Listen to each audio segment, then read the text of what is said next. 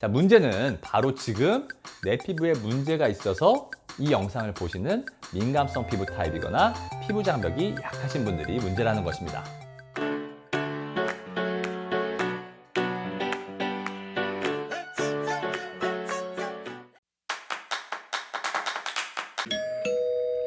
안녕하세요. 피부과 전문의 심해철입니다. 자, 오늘 설명드릴 내용은 병원에서나 온라인상으로 굉장히 많은 질문이 들어오는 화장솜을 써야 하나요? 라는 질문에 대해 다뤄보겠습니다. 자, 토너를 쓸 때 화장솜으로 닦아 쓰는 토너, 즉 닥토로 해야 하나요? 어떤 분은 절대 하지 말라고 하는데요? 라는 질문들과 클렌징 워터나 오일을 쓸 때 화장솜을 사용해야 하나요? 등등에 대한 화장솜의 사용에 대한 포괄적인 내용을 다뤄보도록 하겠습니다. 자, 토너, 즉 스킨은 무엇이고 어떻게 사용해야 하는지, 즉 올바른 세안법은 어떤 것인지에 대해 같이 다룰 테니 이번 영상은 마지막 부분까지 꼭 봐주시길 바랍니다.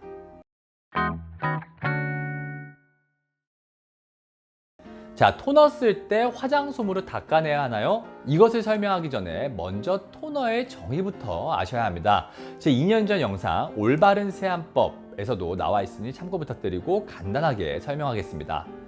자, 토너의 정의에 대해 알아보겠습니다. 자, 집에 들어와서 하는 순서를 크게 나누면 첫 번째 세안, 두 번째 토너, 세 번째 보습으로 나눌 수 있습니다. 자, 여기서 보습은 다시 에센스 또는 세럼 또는 앰플과 로션 또는 크림 등으로 나눌 수 있습니다. 자, 여기서 2번 토너는 스킨이라고도 말하는데 사실 정확한 명칭은 토너입니다. 자, 우리가 마치 하루에 세 끼를 먹듯이 세안, 토너, 보습은 무조건 해줘야 하는 것으로 알고 있는데 사실 토너의 정의를 보면 꼭 그런 것은 아닙니다. 자, 토너, 스킨의 정의는 2년 전에 제 영상에서도 강조했지만 첫 번째, 화장품의 잔여물을 제거하고 피지를 제거하는 역할입니다. 즉, 세안 단계에서 화장품의 잔여물이 모공 사이까지 깨끗하게 제거되고 피지가 깔끔하게 제거되었거나 너무 건조해서 피지가 거의 없는 사람의 경우에는 굳이 이 목적으로 사용할 필요가 없는 것입니다. 자, 두 번째는 피부를 약산성화시키는 것입니다. 자, 예전 광고를 보면 막 남성 모델분들이 얼굴에 막 쫙쫙 스킨을 바르는 모습을 볼 수 있는데 옛날에는 스킨을 바르는 게 나름 의미가 있었습니다. 자, 그 이유는 예전에는 세안제가 지금처럼 약산성을 띠지 못했기 때문에 세수 비누들은 약용기를 띄었고 그러다가 도부는 중성입니다 라는 옛날 광고를 기억하실지 모르겠는데 이런 식으로 중성 비누 등이 그 후에 등장을 하였습니다. 자, 비누는 약산성을 띌 때 바깥층의 중요한 효소들이 활성화가 되기 때문에 약산성으로 유지되는 것이 중요하고 그렇지 못하고 pH의 밸런스가 무너지는 경우 피부 장벽에 손상이 생길 수 있습니다. 즉 예전에는 세안제가 어쩔 수 없이 피부를 약산성에서 중성에 가깝게 만들었기 때문에 토너를 발라줌으로써 약산성을 띠게 해서 의미가 있었습니다. 자, 하지만 요즘 대부분의 세안제들이 약산성을 띠게 됨에 따라서 그 의미는 사실 중요하지 않게 되었습니다. 자, 이렇게 되니 화장품 회사들도 본인들 제품에 대한 차별성은 둬야겠고 모든 사람들이 토너는 꼭 써야 하는 것으로 알고 있으니 여기에 각종 기능들을 넣기 시작합니다. 자, 즉 여기에 보습제에 들어가는 정도의 보습력을 넣어준다거나 에센스나 세럼에 들어가는 성분들이 포함되고 있습니다. 자, 하지만 그거는 보습제 단계에서 해주면 되고 에센스 단계에서 해주면 되는 거지 굳이 노폐물 제거를 위해 사용되는 토너에 포함될 필요가 없습니다. 즉 토너는 첫 번째, 화장품과 피지 등의 노폐물 제거, 두 번째, 피부를 약산성화시키는 기능에 초점을 맞춰야 하고 다른 요인들은 다음 단계에서 이루어지면 되지 토너 단계에서 이루어질 필요가 없다는 것이죠. 자, 그리고 토너, 스킨 하면 피부결 정돈이라는 말이 나오는데 자, 피부결 정돈이 뭔가요? 자, 뭐라고 생각하시나요? 자, 저도 사실 정확하게 그것이 무엇을 의미하는 것인지 모르겠습니다. 즉 우리가 일반적으로 노폐물 정리나 각질 제거와 같은 것을 피부결 정돈이라고 해서 화장품 회사에서도 피부결 정돈이 굉장히 중요한 것처럼 이야기하고 토너에서 굉장히 중요한 것처럼 말하지만 결국 앞에서 말한 토너의 두 가지 정의에 그냥 포함되는 내용이라고 생각하시면 됩니다. 자, 이 개념을 먼저 잡고 가야지 첫 번째 토너를 화장솜으로 닦는 게 맞을지 두 번째 맨손으로 바르는 게 맞을지 이해하실 수 있습니다. 자, 그럼 두 번째, 토너의 종류에 대해 알아보겠습니다. 토너의 종류를 점성에 따라서 첫 번째, 물에 가까운 타입을 물토너, 그 중에서도 뿌리는 토너를 우리가 뿌토라고도 부르고, 두 번째, 끈적거리는 타입을 점성 토너, 콧물 토너나 바르는 토너라고도 부르는데, 자, 이러한 분류를 전 별로 좋아하지 않는데 왜 그런지 뒤에서 설명하겠습니다. 자, 세 번째는 토너의 사용법입니다. 자, 일단 메이크업을 하시는 분이나 피지 발달이 있는 분들은 모공 사이사이에 이러한 노폐물들을 닦아내기 위해서 화장솜으로 토너를 묻혀서 닦아내는 게 많습니다. 자, 근데 화장솜을 아무것도 묻히지 말고 얼굴에 한번 쓱 닦아보시겠어요? 자, 몇 번만 문지르고 나면 얼굴이 빨개집니다. 자, 화장솜도 실이 얽혀있는 섬유이기 때문에 마찰이 가해질 수 있습니다. 자, 그래서 사용법 첫 번째, 토너를 화장솜에다 축축하게 묻힌다입니다. 즉, 토너의 정의 중 첫 번째, 화장품의 잔여물과 피지를 제거하기 위해서는 화장솜에다가 토너를 묻히되 축축할 정도로 충분히 묻혀서 얼굴에 밀면서 최대한 자극이 안 가해지도록 해야 됩니다. 사용법 두 번째, 메이크업을 하지 않은 분, 피지가 거의 없고 건조한 피부 장벽이 손상받거나 예민한 분, 홍조 주사가 있는 분, 이러한 분들의 경우에는 세안 단계가 약산성 세안제를 통해 충분히 진행되었다면 굳이 토너 단계가 이루어질 필요가 없습니다. 자, 이러면 원장님, 이런 사람들은 그럼 마찰을 안 주기 위해서 점성 토너를 그냥 바르면 되지 않나요?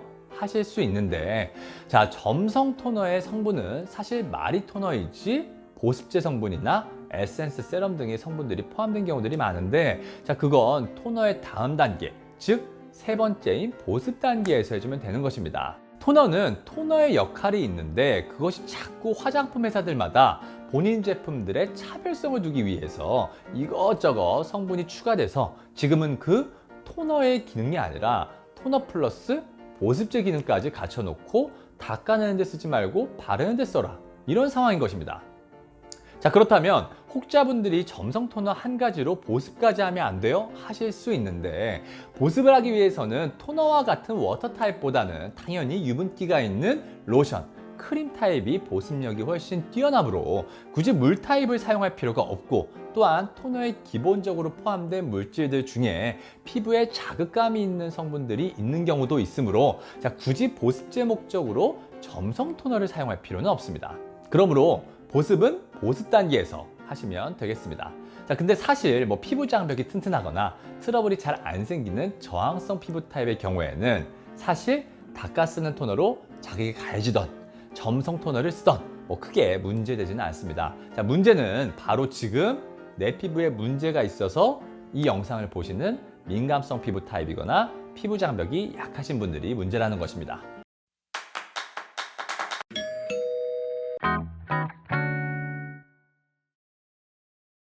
자, 클렌징 오일이나 워터를 쓸 때 화장솜을 써야 하나요? 라는 질문에 대해 알아보겠습니다. 자, 클렌징 제품들을 크게 유분기가 적은 것부터 많은 것 순으로 클렌징 워터, 클렌징 로션이나 클렌징 밀크, 클렌징 크림, 클렌징 오일 등으로 나누는데, 오늘은 워터와 오일에 대해서만 다루겠습니다. 자, 우리가 일반적으로 클렌징 워터를 써보신 분들은 화장솜으로 사용하고, 클렌징 오일을 쓸 때는 맨손으로 사용할 것입니다. 자, 워터를 화장솜으로 사용할 수밖에 없는 이유는 당연히 물처럼 줄줄줄 흐르기 때문에 화장솜을 사용할 수밖에 없습니다. 자, 클렌징 워터를 화장솜을 이용해서 닦아내는 일반적인 모습을 보면 대부분 화장솜으로 얼굴을 많아봐야 5번, 6번 정도 닦아냅니다. 자, 클렌징이 피부 표면에 화장품들이 단순히 눈에 보이지 않는다고 사라지는 게 아니라 모공 사이사이의 작은 입자까지도 제거가 되는지를 확인하기 위해서 화장품들의 입자와 반응하는 레이저를 사용할 경우에 클렌징 워터로 닦아낼 경우에 오일에 비해서 화장품들의 소입자가 모공 사이에 절유되는 모습을 발견하였습니다. 자, 그러면 화장솜으로 더 여러 번 문지르면 안 돼요? 라고 생각하실 수도 있는데, 자, 이럴 경우에는 앞에 토너 설명할 때도 말씀드렸지만 화장솜의 마찰로 인해 피부 장벽에 자극이 가해지게 됩니다. 즉, 많이 문질러도 안 된다는 것입니다.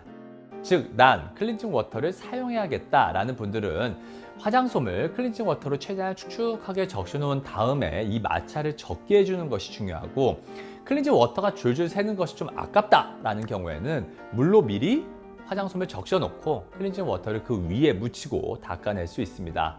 자, 전 요즘 클렌징 오일을 강조하는데, 클렌징 오일은 보습을 위한 페이셜 오일과 다릅니다. 자, 우리가 자꾸 얼굴에 피지가 많고 모공 발달이 많은 사람이 오일을 쓰면 안 된다고 해서 클렌징 오일도 무조건 쓰지 말아야 한다고 잘못 알고 있는 경우가 있는데, 자, 얼굴에 보습을 위해 발라주는 페이셜 오일과 달리, 자, 클렌징 오일은 말 그대로 오일이 닦아내기 위한 수단이므로 2차 세안 시 오일이 모공에 절이 없이 충분히 닦여진다면 훨씬 모공 사이에 화장품들의 입자들이 잘 지워지는 것을 확인할 수 있습니다. 자, 또한 맨손으로 사용하기 때문에 워터를 화장솜으로 사용할 때보다 맨손으로 오일이 모공 안쪽까지 충분히 유화될 시간을 주면서 자극을 덜 줄 수 있습니다.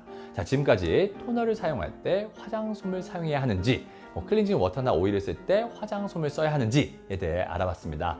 제가 항상 강조하는 내용은 클렌징이 똑바로 안 되면 화장품이나 피지가 모공 사이사이에 절유되어 트러블이 유발하고, 이것이 또 자극으로 되면서 이걸 또 가리기 위해 화장품이 더 터치업 되면서 악순환이 될 수 있습니다.